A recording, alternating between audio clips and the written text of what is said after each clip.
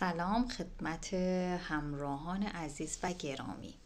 به پیرو مطلب قبلی که در پست گذاشتم در مورد سیستم عصبی ضعیف، یکی از مشکلاتی که ایجاد میکرد مشکلات شناختی بود یا اختلال شناختی.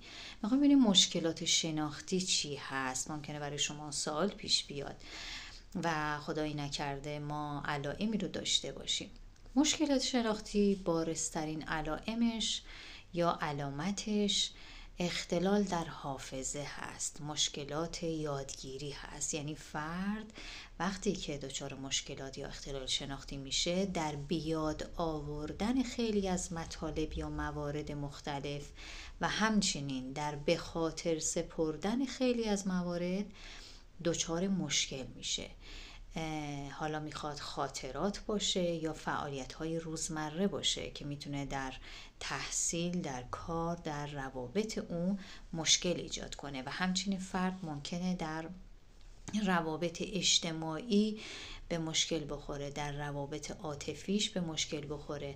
این فرد حتی در فهمیدن مطالب، در فهمیدن حرفهای دیگران ممکنه دچار مشکل بشه، در درک احساس و هیجان چه راجب خودش چه راجب دیگران دچار مشکل بشه یا احساس ناتوانی بکنه.